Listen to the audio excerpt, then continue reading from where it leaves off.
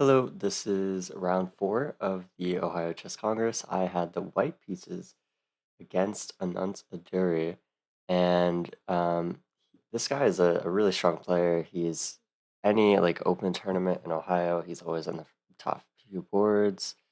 Just a very, very solid and strong player. And because of that, I wanted to kind of mix it up. I wanted to get him out of book. I wanted to get a fresh position and just kind of play from there because I knew his openings were really solid.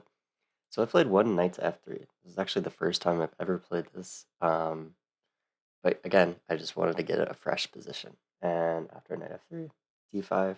Now I play c4. And here d4 is usually the way for black to try to play for an advantage, but it gets really complicated. Um, but anyway, my opponent plays e6. I play e3. So my plan is essentially to play almost a queen's gambit without my pawn on d4. Because the reason I'm waiting to put my pawn on d4 is because I'm going to develop my bishop on this diagonal. So I don't want to block it just yet. And I potentially have some attacking ideas. Again, if I get my bishop here, maybe I can get my bishop and queen lined up here, and there's some lines where you can like play knight g5, h4, g4, have a lot of fun.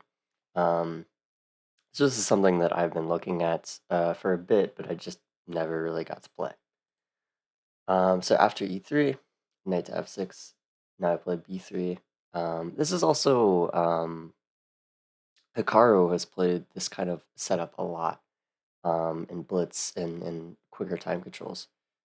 So it's also, part of the inspiration for this opening is Hikaru's own opening repertoire and speed chess. But anyway, play bishop b2, and now I play knight to c3. Just normal developing moves. And now I kind of reach a point where there's not really a ton of ways to make serious progress. Queen c2, bishop d3 are just kind of waiting moves. But bishop d3 I didn't like because it blocks my d pawn. And actually in this line, I do want to play d4 at some point, but so I start with c takes d5. This is kind of the key point. And now black has an option. They can take back with the knight or the pawn. And if they take back with the pawn, which is what happened in the game, black's pretty solid. White has a very slight advantage, but it's nothing crazy. And if they take back with the knight, that's when the position can kind of get really crazy. And moves like queen c2, h4, bishop d3 are coming. And I feel like it's just a really fun position because the board is so open and my bishop on b2 is more happy. But when they take back with the e-pawn, this attack just doesn't really work out as well because black kind of has this stake in the center, and a lot of times, for example, if they took back with the knight, now I can just kind of get rid of this knight so I can open this diagonal, but that's just not really an option when the pawn is on d5.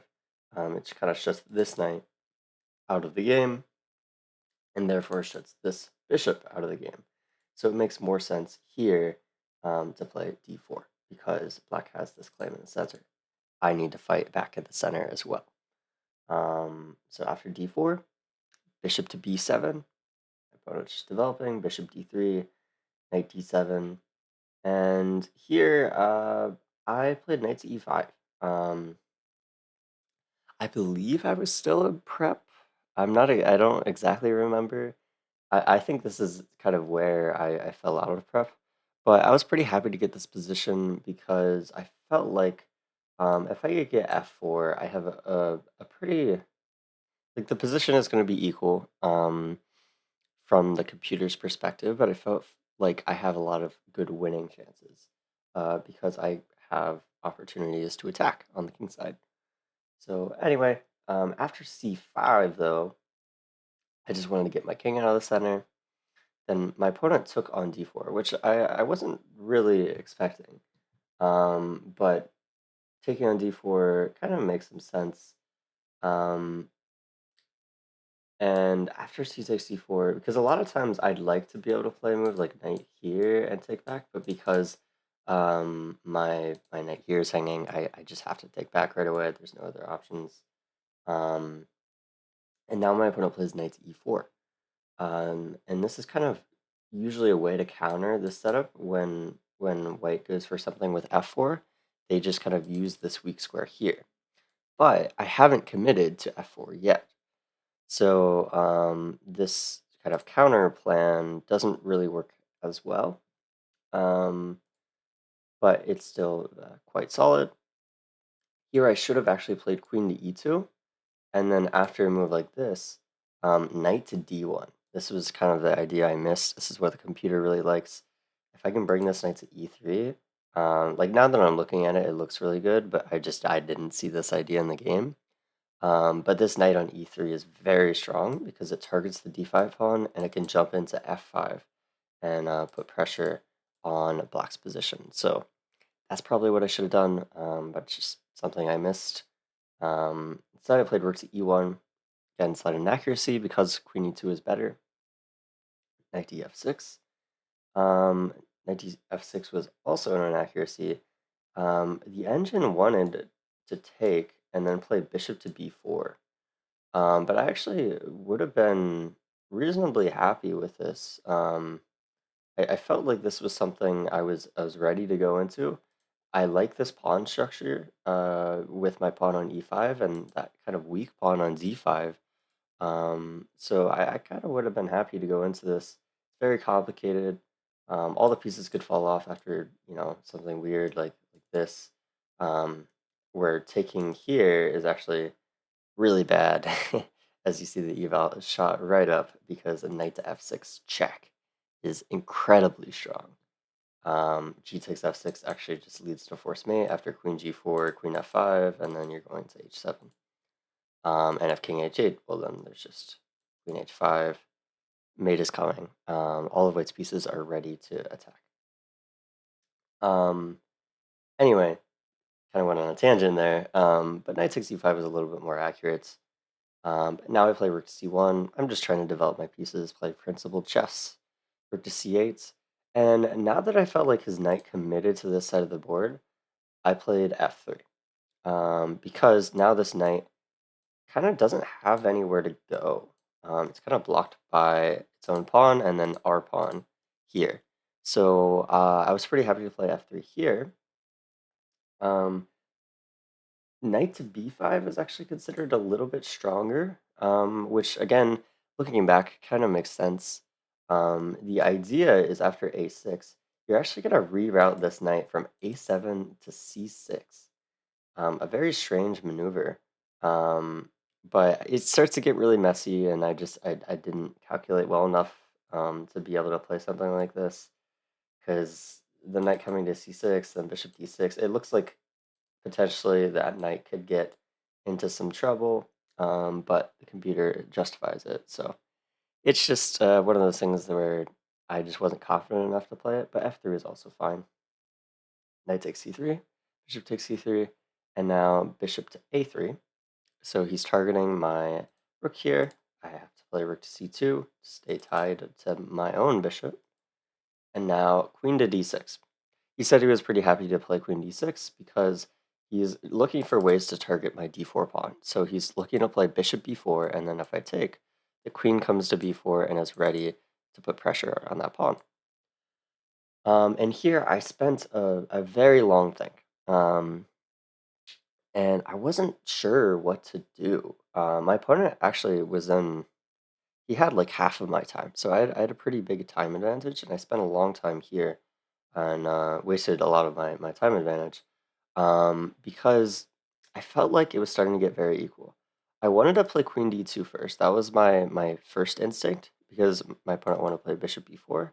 But then I saw a5, and I wasn't really happy with this line. I again saw rook to b1, which is what the computer likes, but I didn't love this pawn structure like this because I felt like my a pawn would be a serious target. But again, looking back, now I can kind of see that this would have been really nice for me. If, for example, after bishop takes b4, he trades and then takes. Otherwise, I can, so like, for example, if he takes this way first, then I kind of get control of the c file because I have both my rooks here. So he wants to trade first, and then bishop takes, pawn takes, and now I have knight to d3, and that pawn on b4 is a big target, and that's kind of what I missed. That the knight could come back to d3 at the right time, and I'm just going to be winning a clean pawn. That's why the eval is +1. Um, that's just a very clean pawn. So that's something I probably should have gone for. Queen d2. But again, I missed this knight d3 idea, um, coming back and winning that pawn. Instead, what I did, which he thought was good and I thought was dubious, I played g4. Um, and, the computer gives it an accuracy. Eval kind of drops from a plus point oh, plus 0.5 to equal now. Um, Actually, it's still a little bit better for white, but g4 is a very adventurous move. I essentially concluded in my analysis during the game that my opponent can't make easy progress on the queen side. So I'm going to expand on the king side and try to create something over there. And right away, I'm kind of putting the question to this knight. It doesn't really have a lot of squares to go to. And if I can kick it out, potentially I could see an attack forming pretty quickly if I could, like, for example, get my queen to h5. If I could force g6, then the knight can come into these weak dark squares. So anyway, I was dreaming of an attack, and I just thought it would be beneficial, even if I don't get an attack, just to expand, just to grab space for a potential endgame. So my opponent played bishop b4. This was his plan all along, and now here I took some time. Wasn't sure whether to play bishop d2 or bishop takes b4. Um, and we looked at it after, and I don't think it really matters too much. But bishop takes b4 makes a lot of sense. The queen comes to b4, and my idea was, well, now he's threatening to take here with check, but I play rook to f2, and now he can't take here because it's not check, and that gives me a move to play bishop takes h7 and win his queen. So I'm defending. It's really weird. Rook f2 is actually defending my d4 pawn. But yeah, rook f2, and now I'm kind of ready to expand on the king side. So my opponent plays g6, and now I play bishop to f1. Bishop f1, I just wanted to kind of reinforce this pawn. Now that he dealt with this bishop takes h7 check, queen takes d4 was an idea, and I liked my bishop over here. I felt like there are some lines where it shields me from checks this way. It can get active on the h3 diagonal. So that's why I played the bishop f1, rook c7. Rook c7 was a very strong move. I was anticipating rook c3, but this just isn't as strong because queen d2 happens, and I'm like pinning him, and I feel like I have serious pressure there. In fact, I might just be winning. But anyway, rook c7 was a good move. g5 kind of lash out a little bit and overextend, but he was in time trouble, so I feel like this was justified. Even if my opponent gets a slight advantage, like if the eval starts to creep in his favor, I feel like it's still warranted because I can. It's a lot harder for him to play because I'm putting pressure on his king. He has to be very accurate, and with not a lot of time, that's very difficult. So he goes here, and now I play f4. This was kind of my idea. Again, the computer says this is just too much. The way to punish this is to play bishop to c8. And then after bishop c8, I would have played something like bishop e2, and then f6, and somehow black is holding all this. So, this is kind of a very hard move to play in a game. I attack his knight, and he just attacks mine. But maybe he would have found it. So, um, anyway, he plays f6 right away because I'm not attacking his knight. And now I play knight to g4, kind of rerouting, aiming towards these h6 and f6 squares. My opponent takes, I take back, rook takes f2, king takes f2. King takes f2 looks very weakening, but it's actually fine. My king is not in any danger, and I was worried about potentially like the queen coming in here at first, but his king is actually in some trouble here, so I could get some pressure potentially with something like this. Now my queen can come in. I'm threatening knight h6 and rook g8 at the right time. Obviously, queen takes g5 is not something I can allow with check. Um, but very crazy line. A lot going on. Like after this, I can play h4 to try to unpin my knight and get my queen to e5. Wild stuff. Because if he takes, there's this like forced mate with this. So anyway, very funny, weird line. But that's why my king is safe. It's because I have my own counterplay against his king. So my opponent plays rook e7. I thought this was a pretty bad move, to be honest. It just doesn't really do much. If he wants to trade on the e file, I'm more than happy to do so. And now my queen has control of the e file. And then this was really his only mistake in the whole game. And again, he was in time trouble. So again, played very, very well. And now I played bishop to g2. This was an inaccuracy. Computer likes queen to c1, which is just such a weird move. I guess it just wants control of the c file. It's kind of a hard move to understand. I still don't think I really understand it, but I think bishop g2 is fine. King g7, and now I play rook f1. I just kind of challenge that f file. The f file is more important than the e file because it's closer to his king. He plays rook f7. Now I take on f7. He takes back, and here was another critical moment that I just miscalculated. I messed up here. I really could have played for a win if I find queen to e2. And now my queen is ready to jump into e5, and his king is in some serious trouble. This pawn on g5 causes a lot of problems because it's covering this f6 square. So I really should have found this. I think I was worried about this, but this is just terrible because I can check him here. And yeah, that's like, it's pretty much game over, actually. Um, yeah, it's just really bad for him.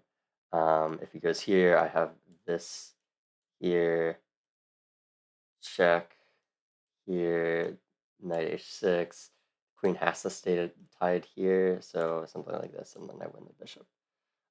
So anyway, queen e2 would have been a very hard move for him to face. He would have had to play queen c7 and then h4, and it's just a really weird position. His bishop here is kind of dumb. This is kind of what I was banking on. Is he's stuck with his bad bishop, stuck protecting his pawn. Well, I have a good bishop. My bishop is opposite color of my center pawn, and it's putting pressure on his weak d5 pawn. But anyway, game would have continued pretty interestingly after that. But instead I played queen f3. My opponent trades. And what I missed here is I thought I was going to play knight to e3, and I have serious pressure here. What I missed is this. Well, I saw this, and I thought I'd just play h4. What I missed is knight to e6. And now this d4 pawn is impossible to defend. And actually, black is the one who's playing for the win. I thought, again, because I had a good bishop versus his bad, I would be the one playing for a win, but I missed how weak this d4 pawn gets like right away. So I have to go after his d5 pawn. That's really the only way to get counterplay. Knight f6 is actually a little bit more accurate, but same idea. Takes, takes, takes, takes. And here, very weird, a knight endgame.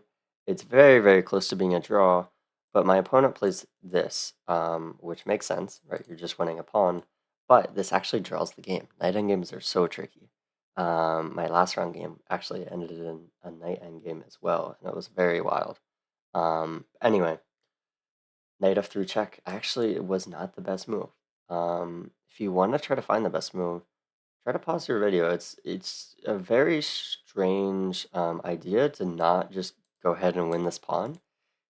You should just play king f7. And what king f7 does is um, my knight really wanted to get to the c8 square. If I can get to the c8 square, I'm going to win one of his pawns. So the king coming to f7 just stops that right away. And the funny thing is, this king can't do anything. If I go here to kind of stop this, well, now there's knight to f5. Actually, you don't even need to play knight f5 right away. You can throw in king e6. But knight f5 is going to win this h4 pawn. So really wild knight endgame, but king f7 would have been the way to play for the win. Instead, he checks. I go king f2. He takes, play knight e7, h6.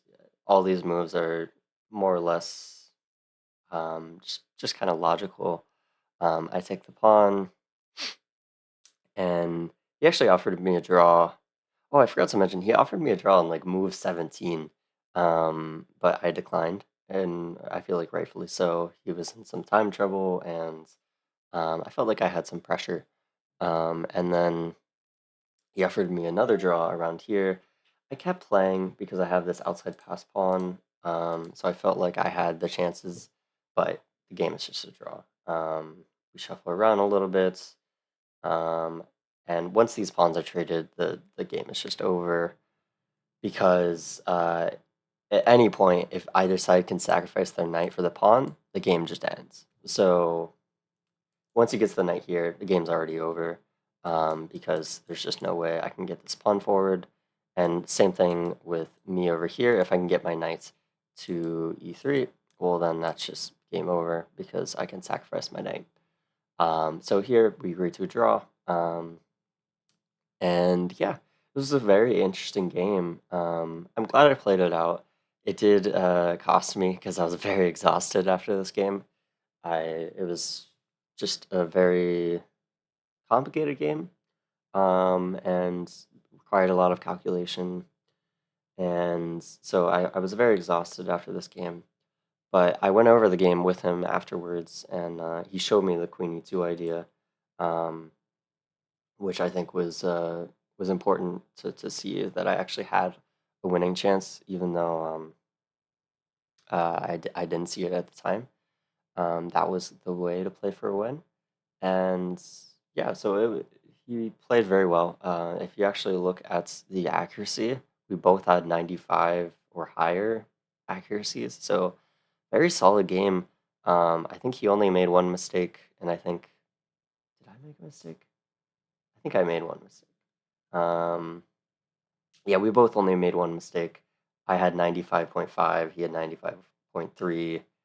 The computer says we both had like 2850 estimated rating. So a very, very good game. Credit to my opponent, just a very strong player. And yeah, I had a chance to play for a win, but unfortunately I missed it. But going into the last round, I was 3 out of 4, and that still put me in a position to do well in the tournaments if I win my last round. So stay tuned for the last round, and I will see you in the next video.